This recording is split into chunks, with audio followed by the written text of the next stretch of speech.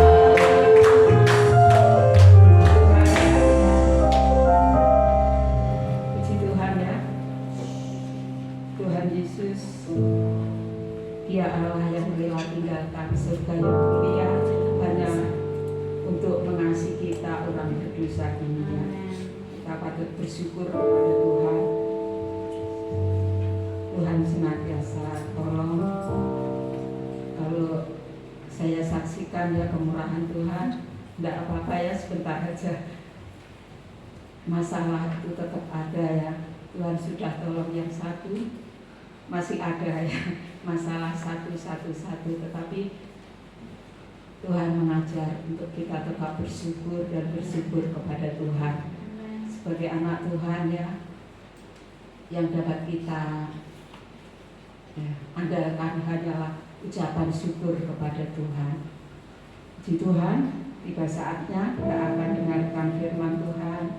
Kita siapkan hati kita, biarlah hati kita boleh diisi dengan kebenaran firman Tuhan pada saat ini. Kita angkat pujian, Yesus telah lahir ke dalam dunia ini.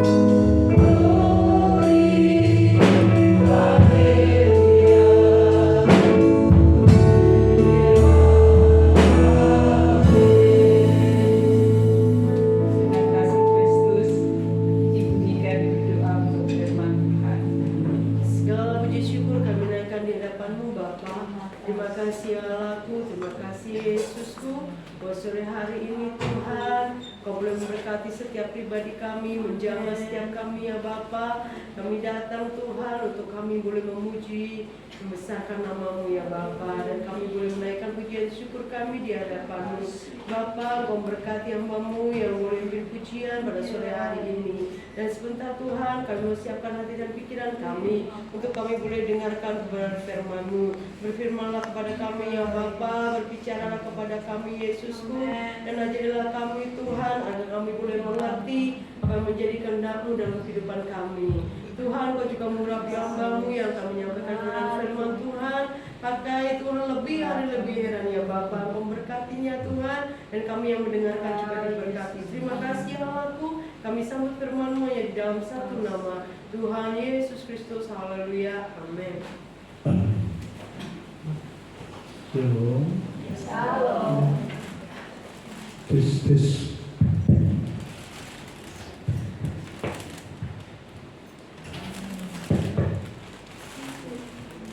Oke, pujikan nama Tuhan. Kita langsung saja buka Alkitab kita dalam Matius pasal yang ke-7. Matius pasal yang ke-7.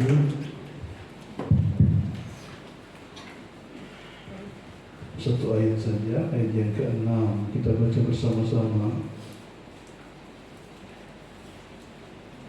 Sudah ketemu? Amin. Hal yang kudus dan berharga.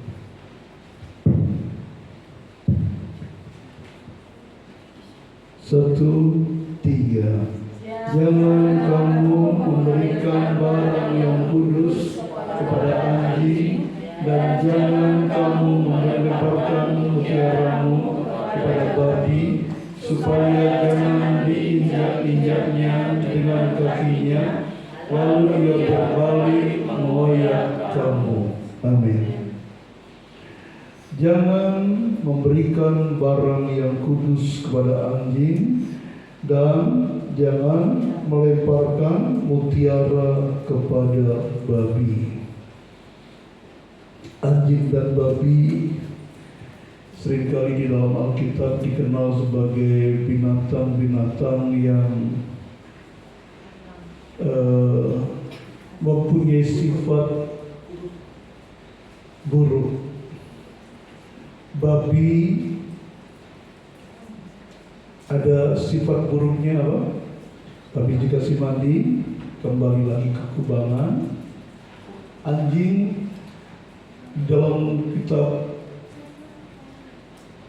1 Petrus, kalau tidak 2 Petrus, itu dikatakan bahwa anjing kembali ke muntahnya. Jadi bicara anjing yang punya sifat buruknya yang dilihat di sini. Karena ada anjing yang melihat anjing itu dilihat dari kesetiaan. Kita tidak bicara kesetiaan. Minggu lalu kita bicara kesetiaan. Minggu kemarin hamba Tuhan Pak Obianus Sutarno menyampaikan kesetiaan itu. Anjing itu bicara kesetiaan, saudara. Tapi yang dimaksud anjing di sini dan babi di sini adalah sesuatu yang negatif. Bahkan Yesus juga pernah berkata kepada orang-orang Farisi, "Hei kamu anjing-anjing," begitu. Tadi kita minta tolong itu teksnya Bapak yang kecil itu yang dicas. Ya.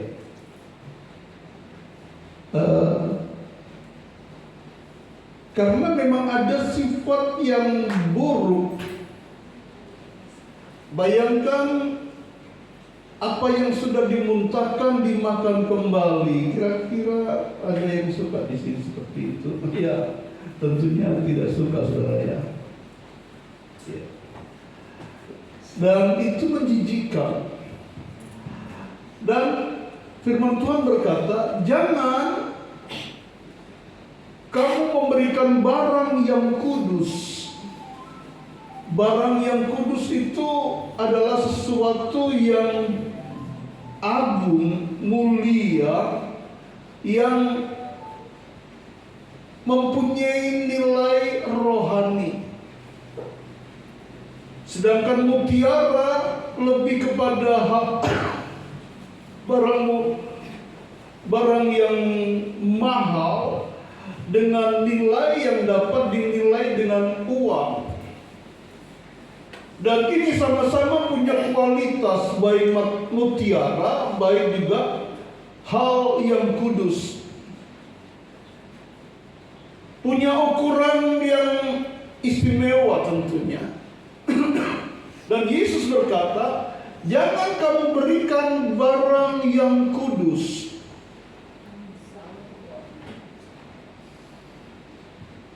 Apa itu? Amsal?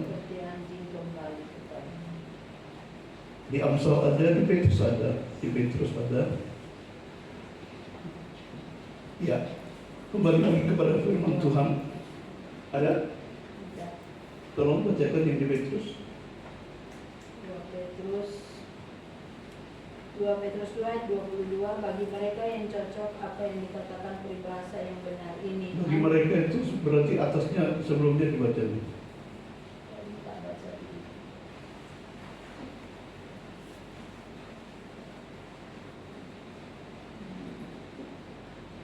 Karena ayat 21, karena itu bagi mereka adalah lebih baik, ayat 20.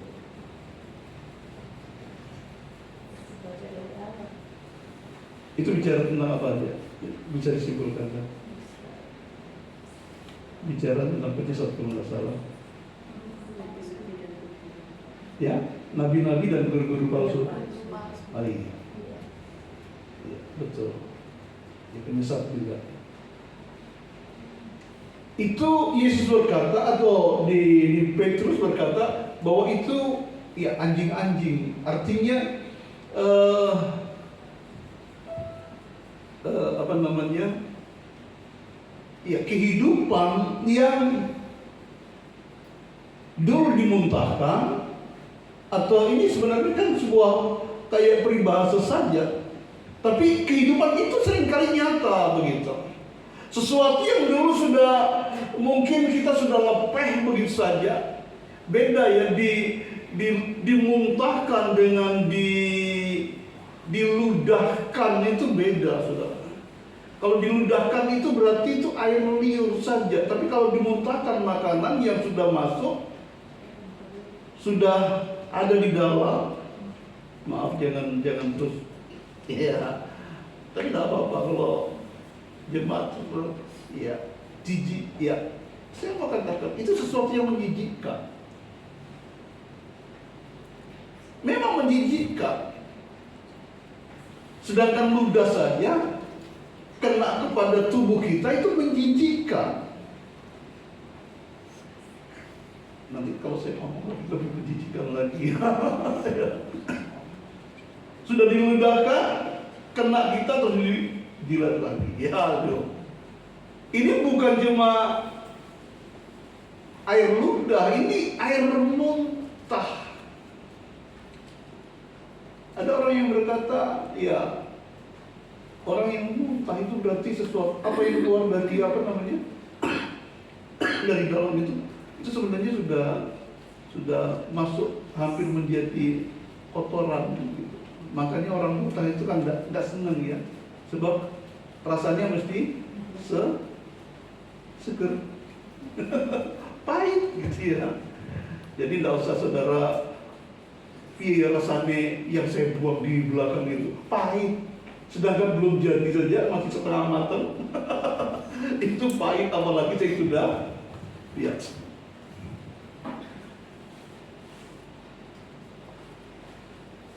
Dimuntahkan artinya diludahkan saja terus dijilat lagi itu sudah menjijikkan, apalagi ya clay itu juga pernah muntah. Kalau dibiarkan, kalau tidak langsung dibersihkan, jilat. Jadi kalau masih di nyayang clay pernah menjilat muntahnya, ya. Sesuatu yang menjijikkan. Dan Yesus berkata, jangan berikan sesuatu barang yang kudus. Barang yang kudus itu bukan berbentuk barang, saudara. Sesuatu yang kudus berarti itu sebuah kepercayaan. Dan kalau kita bicara tentang kita berada di rumah Tuhan, itu bicara tentang kepercayaan ilahi. Itulah sebabnya Rasul Paulus pernah juga menyampaikan kepada jemaat, saya lupa kepada jemaat mana. Di situ dikatakan kepada Timotius, kalau memberi tugas kepada seseorang, jangan orang yang baru bertobat atau bahkan orang belum bertobat disuruh pelayanan, dikasih tempat yang apalagi di tempat altar untuk melayani.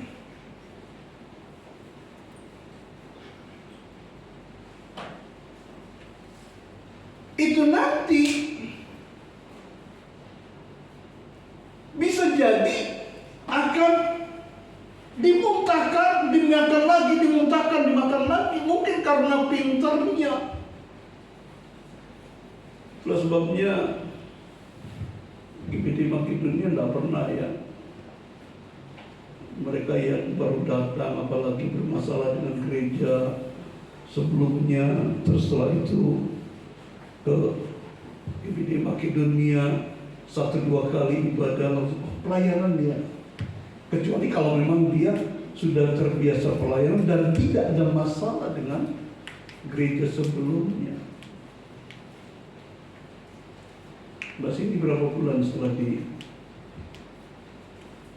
datang dari Jakarta? 1 tahun. Oh, kebangetan berkaitan itu. Terlalu ya.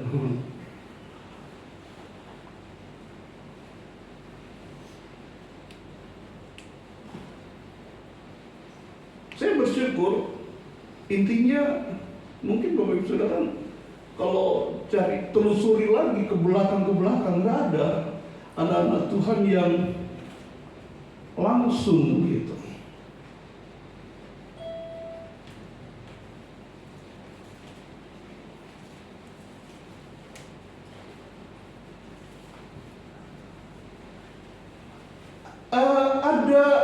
Ada kriteria untuk berada, karena memang kita harus berada di atas mimbar ini, harus menjadi teladan.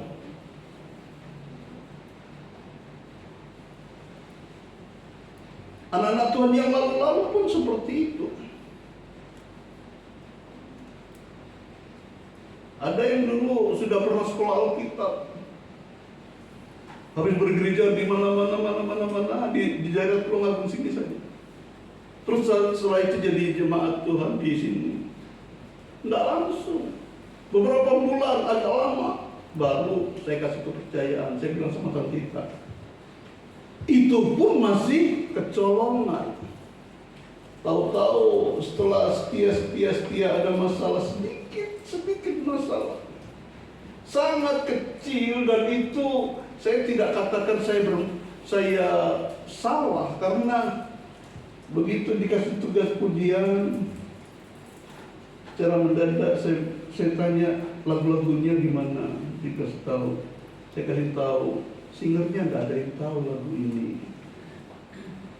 Tolong cari. Kalau saya tahu, saya main musik, oh ini lagu-lagu lama sekali, saya sangat senang. Tapi maaf, singernya enggak. Hanya itu. Padahal itu juga masukan. Dinyanyikan pun ya nggak apa-apa kalau bisa nyanyikan sendiri, jadi biduan di depan. Kalau memang bisa nggak apa-apa. Kalau bisa menguasai jemaat nggak apa-apa. Saya kaget, langsung itu jadi masalah besar. So akhirnya pergi ke gereja lain. 2 minggu kemudian langsung pelayanan di satu tempat. Wow, itu bukan karakter GBD Makedonia. Dan saya bersyukur kenal itu. Dan ternyata ya memang kehidupannya nggak jadi baik juga kalau gitu lah. Nggak lama juga akhirnya pergi ke tempat lain. Karena maaf bicara, sifat-sifat anjing itu masih ada, sehingga apa yang dulu dimuntahkan diambil lagi, dimuntahkan lagi, dimakan lagi. Dan itu sangat menjijikkan. Dan konon kabarnya mungkin sekarang sudah tidak tahu bergereja di mana.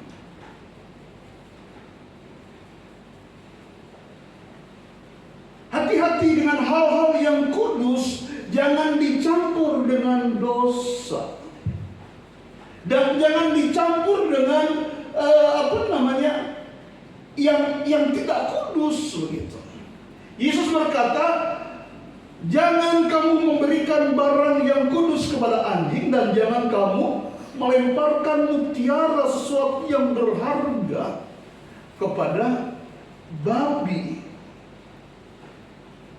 Kita sudah dandani yang baik-baik, wah, kau saudaraku dan saudariku, dirangkul dan seterusnya. Tahu-tahu kembali lagi ke kubana.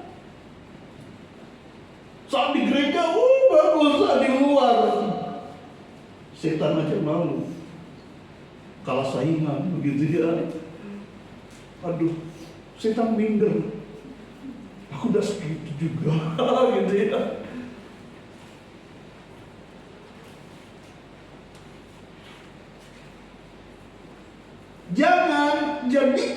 Jangan berikan mutiara itu kepada babi.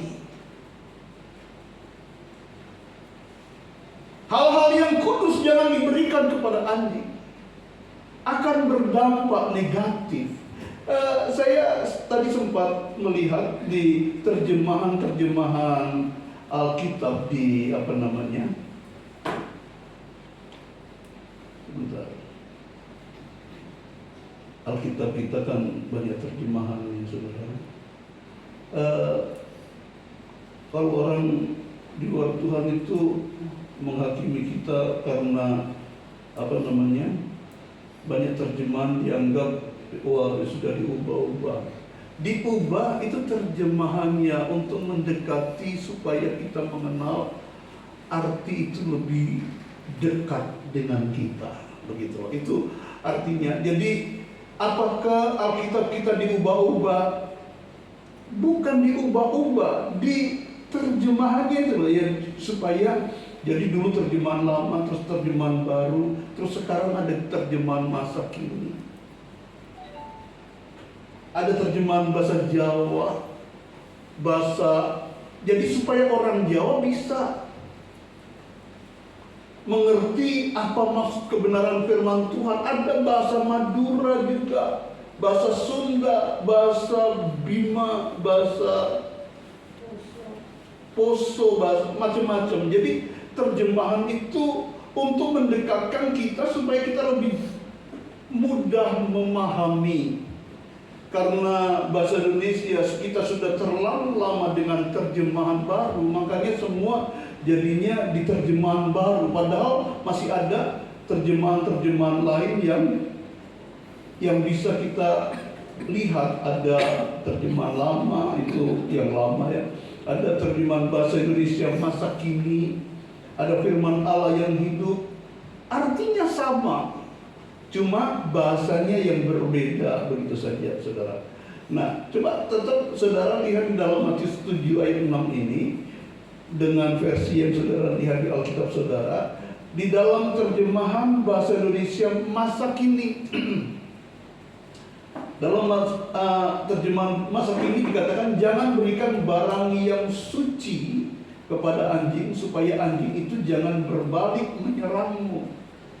Dan jangan berikan mutiara kepada babi, supaya babi itu jangan menginjak-injak mutiara itu. Terus terjemahan firman Allah yang hidup, yang suci jangan kalian berikan kepada orang-orang yang najis. Mutiara jangan kalian berikan kepada babi. Babi akan menginjak-injak mutiara itu, lalu berbalik menyerang kalian. Itu firman Allah yang hidup. Terus ada terjemahan Alkitab yang terbuka atau AYT. Nah, itu bahasanya. Tapi saudara kan kalau saya bacakan tadi kan saudara melihat bahwa artinya sama kok. Tetapi kadang ada bahasa yang lebih tajam begitu loh dari apa yang tercatat itu. Nah, di dalam ayat atau ayat apa ya? Alkitab yang terbuka maksud saya, ya. Jangan memberikan barang yang kudus kepada anjing-anjing. Jangan pula melempar mutiaramu ke hadapan babi supaya mereka tidak menginjak-injak dengan kakinya dan berbalik mencabik-cabik kamu. Ada yang bahasa Jawa kita baca ya. Bab barang kang suci lan pangaji. Barang kang suci ojo kok wenehake marang asu. Lan mutiaramu ojo ka kuncalake marang ngarepe babi, supaya ora diidak-idak sarta banjur banjur minger nyempal kowe. Tahu artinya kan tidak? Iya, ya itu bahasa Jawa. Pak Kaji itu lebih tahu artinya. Ya, oke. Seperti itu terjemahannya. Artinya sesuatu yang kudus itu harus diberikan kepada orang-orang yang dapat dipercaya. Dan orang yang dapat dipercaya itu bukan orang itu harus pinter, tetapi juga harus teruji kekudusannya, begitu saudara. Harus teruji kehidupannya sesuai dengan kehendak Tuhan atau tidak.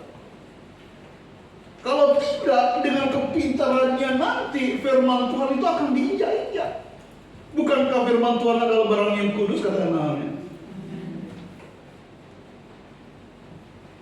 Saya pernah sampaikan firman Tuhan tentang seorang raja yang bernama Uzia. 52 tahun dia memerintah, dan dia awalnya hidup takut akan Tuhan. Tetapi di akhir hidupnya dia sombong karena segala kemewahan dia dapatkan. Akhirnya dia yang tidak berlayak untuk menghadap tahta hadirat Tuhan. Bukankah itu yang datang itu harus para imam? Dia datang ke rumah Tuhan, mau mengobok-obok rumah Tuhan. Ada imam yang mengingatkan, Uzia, kamu tidak layak. Marah. Uzia marah. Dengan bokor yang dipegangnya, dia marah. Semakin tidak kudus lagi. Firman Tuhan berkata, akhirnya Uzia kena kusta.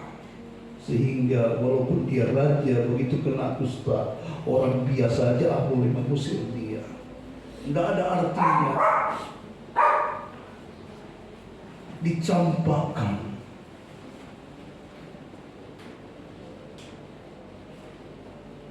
Sesuatu yang berharga harus juga dilayani atau dikerjakan oleh orang-orang yang berkualitas dalam kerohanian. Di dalam Kisah Para Rasul pasal 19, Kisah Para Rasul pasal 19, di situ ada sebuah peristiwa. Kisah Para Rasul pasal 19 ayat 13, saya bacakan, Bapak Ibu Saudara menyimak ayat ini. Anak-anak Skewa,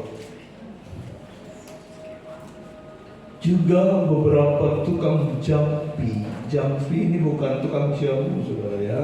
Kalau bahasa Jawa kan jampi itu jamu ya. Tukang jampi itu tukang ya tukang ramal atau tukang tenung, ya seperti itu. Pokoknya orang-orang seperti itu ya. Juga beberapa tukang jampi Yahudi yang berjalan keliling di negeri itu mencoba menyebut nama Tuhan Yesus atas mereka yang kerasukan roh jahat dengan berseru katanya, "Aku menyumpahi kamu demi nama Yesus yang diberitakan oleh Paulus."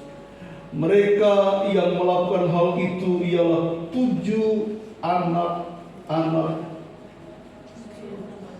7 mana tulisannya? 7 orang anak dari seorang imam, saudara, kepala Yahudi yang bernama Skewa. Jadi bukan anak sembarangan, ini anak imam, berarti itu kalangan Lewi, saudara. Tetapi roh jahat itu menjawab, "Yesus aku kenal dan Paulus aku ketahui, tetapi kamu, siapakah kamu?" Dan orang yang dirasuk roh jahat itu menerpa mereka dan menggagahi mereka semua dan mengalahkannya, sehingga mereka lari dari rumah orang itu dengan telanjang dan luka-luka. Hal itu diketahui oleh seluruh penduduk Efesus, baik orang Yahudi maupun orang Yunani. Maka ketakutanlah mereka semua dan makin masyhurlah nama Tuhan Yesus. Banyak di antara mereka yang telah menjadi percaya datang dan mengaku di muka umum bahwa mereka pernah turut melakukan perbuatan-perbuatan seperti itu. Banyak juga di antara mereka yang pernah melakukan sihir, mengumpulkan kitab-kitabnya, lalu membakarnya di depan mata semua orang. Nilai kitab-kitab itu ditaksir 50.000 uang perak. Dengan jalan itu makin tersiarlah firman Tuhan dan makin berkuasa. Kalau saudara lihat di sebelumnya, ayat sebelumnya, banyak orang yang kagum dengan Paulus. Dipakai Tuhan luar biasa, bisa menyembuhkan, mendoakan langsung sembuh. Sampai-sampai kewalahan, akhirnya sapu tangan Paulus pun digunting-gunting, diberikan kepada orang sakit. Dan orang sakit itu akhirnya sembuh. Mujizat terjadi saat itu, menimbulkan kecemburuan. Ada banyak orang-orang yang pernah merasa sebagai orang yang pernah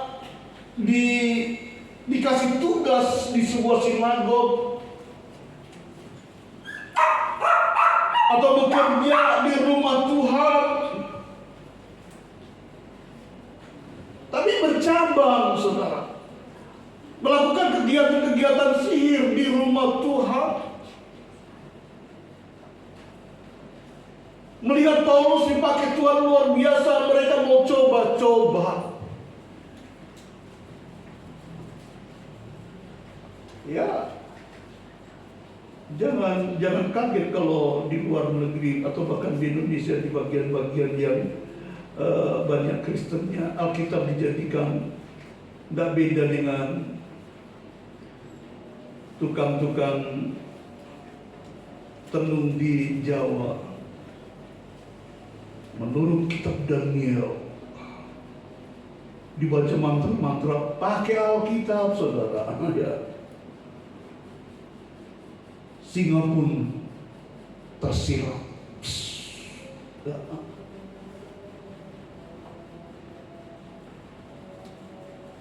Ya, itu terjadi. Saat itu banyak yang melakukan itu. Dan yang tercatat di sini anak-anak Skewa. Kenapa? Karena Skewa adalah imam saat itu dan punya anak laki-laki 7. Dan mereka juga mungkin nantinya juga jadi imam menggantikan ayahnya. Melihat Paulus seperti itu, dia mau coba-coba ikut-ikutan. Dia ikut-ikutan tetapi tidak punya pengalaman pribadi dengan Tuhan Yesus. Sehingga saat berdoa dia berkata, "Di dalam nama Tuhan Yesus yang diberitakan diberitakan Paulus itu. Kalau kita percaya Yesus tapi masih atas nama orang lain, saudara berdoa dalam nama Tuhan Yesus, yang Om Ferry pernah katakan itu tidak manjur, saudara. Tetapi kalau kita berkata dalam nama Tuhan Yesus, karena memang aku percaya, siapapun kita bisa berdoa dan bisa ada mujizat. Walaupun mungkin orang di luar Tuhan sekalipun, saudara bisa dipakai oleh Tuhan dengan luar biasa. Asal pengalaman pribadi dengan Tuhan itu kita jaga. Kita jaga dengan baik. Anak-anak Skeva tidak mempunyai pengalaman dengan Tuhan. Dia berkata dalam nama Tuhan Yesus yang diberitakan Paulus, sehingga orang yang didoakan itu, orang yang kerasukan setan itu, saat didoakan oleh anak-anak Skeva, anak-anak imam Skeva langsung dicabik-cabik, langsung dipeloroti, ditelanjangi, digagai, dan akhirnya mereka lari terbirit-birit. Jangan berikan mutiara kepada anjing dan babi. Jangan berikan sesuatu yang kudus kepada itu.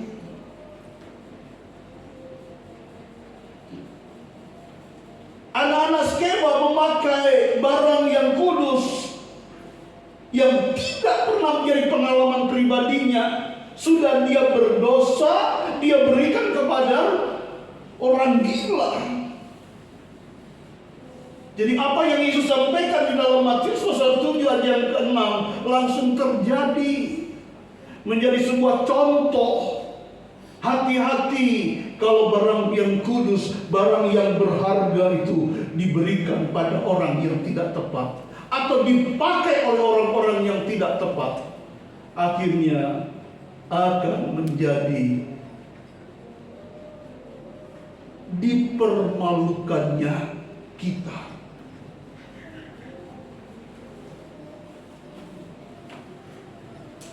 Saya sebagai hamba Tuhan terlalu sering pengalaman-pengalaman yang saya alami. Saya pribadi, saya tidak pernah berusaha untuk menilai orang. Tapi saya secara pribadi seringkali kalau dalam mempersiapkan kebenaran firman Tuhan tidak siap. Saya itu seringkali nangis di hadapan Tuhan. Wah, ini saya mau juga dipanggil untuk melayani. Saya ngomong sama Tuhan Yesus. Saya sampai berdoa sama Tuhan, sudah berdoa, ngomong sama Tuhan, ngomong juga sama Tante Ita. Mah, aku rasa kok tidak layak ya. Kira-kira aku bisa tidak khotbah di panggul, di papar? Aku tidak tahu kondisiku ini seperti apa.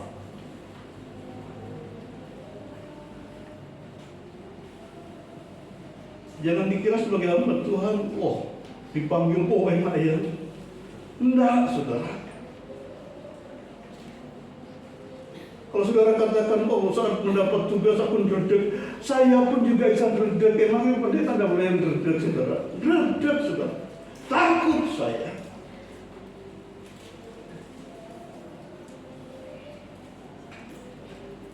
Ngeri saya. Berulang kali saya berdoa, Tuhan jangan sampai Engkau mempermalukan saya. Apalagi temanya tema nasional GPD itu berarti kan beberapa abad Tuhan sudah dekat ini. Korbannya ini. Lihat terus nanti korban pendeta ini kayak apa? Ternyata podo aja. Aduh, jujur saya. Untuk tanggal 14 sama tanggal 21, kalau setelah itu, berarti kan semakin banyak yang dengar firman Tuhan itu. Tidak tahu apa yang saya sampaikan.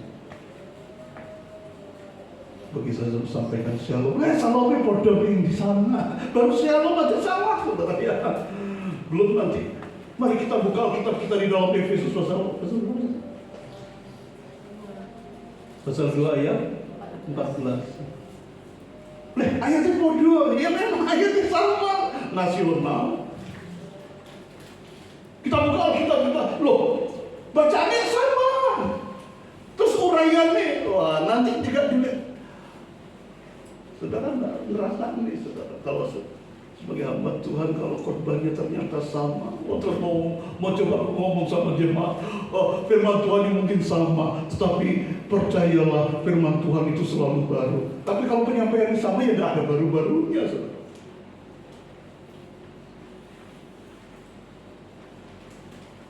Saya bergumul, saudara. Saudara nggak tahu yang saya rasakan. Saya sampaikan seperti itu. Hati-hati. Kembali lagi kepada hal yang kudus dan hal yang berharga. Saya tidak mau menghakimi, saya tidak mau katakan walaupun itu tercatat anjing dan babi.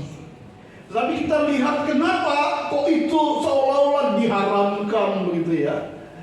Tapi anak-anak Tuhan kok tidak mengharamkan itu ya. Bahkan kalau Natal ini kadang babi itu juga sampai ketakutan. Apalagi di Manado, waduh, kalau sudah mulai ber gitu itu babi itu sudah gelisah. Aduh, lagunya Natal kape. Ini nanti giliran saya yang kena ini ya. Apalagi anjing, sudah sebagai anjing liar pun juga tidak luput dari sasaran. Tahu-tahu jadi Erwin. Kita lihat sifatnya.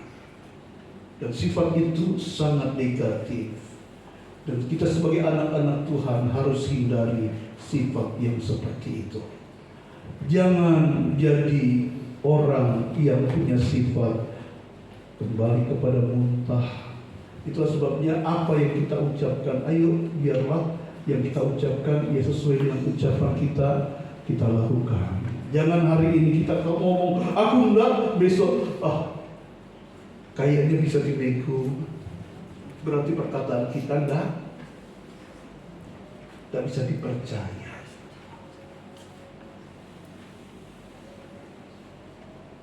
Saksi, gitu aja sudah berubah. Apalagi tahun baru, aku mau berubah. Baru Januari, belum Februari, kok kembali lagi? Iya, kekubangan lagi. Ayo jadilah anak-anak Tuhan yang hidup sesuai dengan kehendak Tuhan, sehingga engkau dinyatakan layak untuk menerima yang kudus, dan engkau dikatakan layak untuk menerima mutiara dari Tuhan. Amin. Amin. Demikianlah firman Tuhan. Kami semua berdiri, kita akan naikkan pujian di hadapan Tuhan.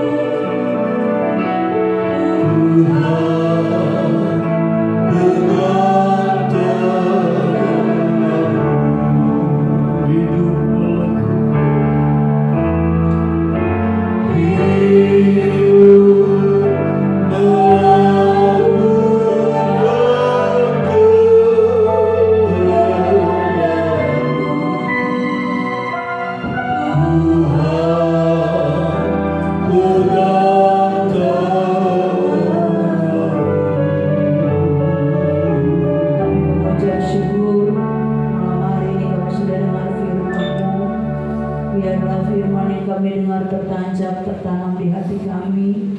Jadikan kami anak-anak-Mu yang dapat melakukan kehendak Tuhan dengan setia. Biarlah apa yang kami dapat kerjakan semuanya hanya untuk hormat kemuliaan bagi nama Tuhan. Tuhan Yesus, apa yang tidak berkenan kepadamu, yang kami sudah buang dari hidup kami, biarlah itu benar-benar terlepas dari hidup kami, dan kami tidak akan kembali untuk melakukan hal yang jahat, hal yang di dalamnya mengandung dosa. Oleh sebab itu tolong kami Tuhan Yesus, tolong kami Roh Kudus, agar kami terus berjalan di dalam kehendak rencana-Mu yang manis dan terbaik buat kami. Hamba-Mu sudah selesai menyampaikan firman-Mu, biarlah kebenaran itu tinggal terus di dalam hati kami anak-anak-Mu. Kami bersyukur, kami berterima kasih. Berkati kami semua yang datang pada malam hari ini, baik setiap yang ambil bagian dalam pelayanan. Tuhan memberkati kami jemaat Tuhan, diberkati oleh Tuhan.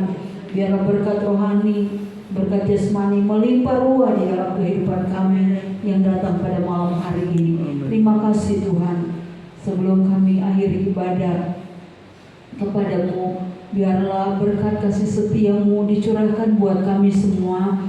Sebagaimana Tuhan membawa kami tiba dengan selamat di dalam rumah-Mu untuk beribadah, kami juga sebentar akan kembali ke rumah kami masing-masing dengan penyertaan, dengan berkat-berkat yang Tuhan curahkan buat kami. Terima kasih Tuhan Yesus. Ini doa kami kepadamu.